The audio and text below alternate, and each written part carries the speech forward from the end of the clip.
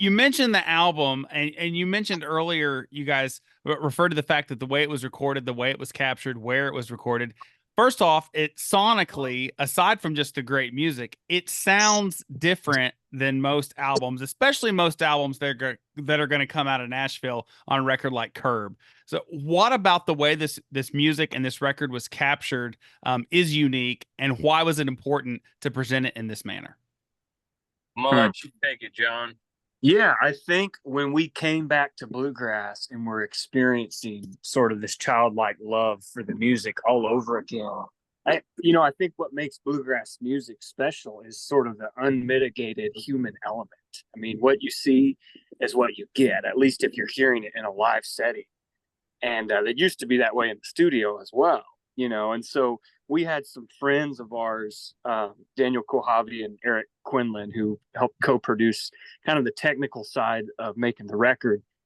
And when we were talking with them about making this record, they really encouraged us, said, guys, if you're going to record in the way you're talking about recording, kind of like your heroes did, getting in a medium-sized room where you can have line of sight and make music together, essentially in a live setting, they encouraged us to take that a step farther and cut it to tape. And so that kind of freaked us out at first. I think I had the thought, it was like, man, can we really do this? And you feel that when you're tracking it, you either have to kind of rise to the occasion or go sit in the corner, I guess. But I think doing it in this, sitting in the corner and crying. Yeah, I did some of both, but I think making the record in this way, it puts you back in the place of trying to capture a complete performance and thinking, which of our performances captured the feel of this song, told the story, and it gets you thinking in a more holistic way about the music again. Whereas some of my recording experiences in the past, you just get so chopped up into these little fractions. You're like, man, give me that banjo solo 3 more times. You keep saying, let me take it again. And you kind of follow this idea of perfection, but not knowing you're losing it. You've lost the plot.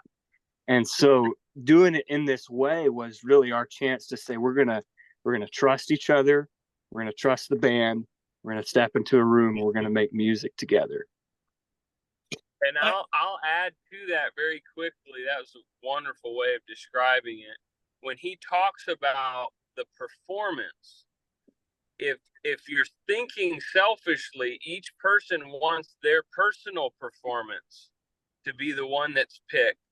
But if you're thinking humbly and you're thinking of the whole, you end up picking the performance of that was best for all together as a unit.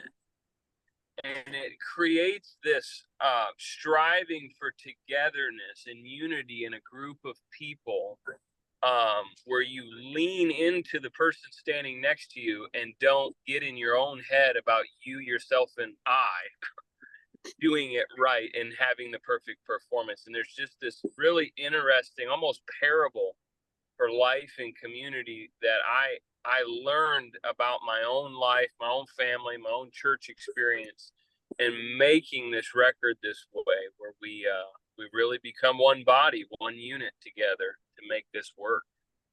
One more thing. I was just going to say, it's also humbling to realize, I guess, how good those guys really are on like the album band records, all that stuff.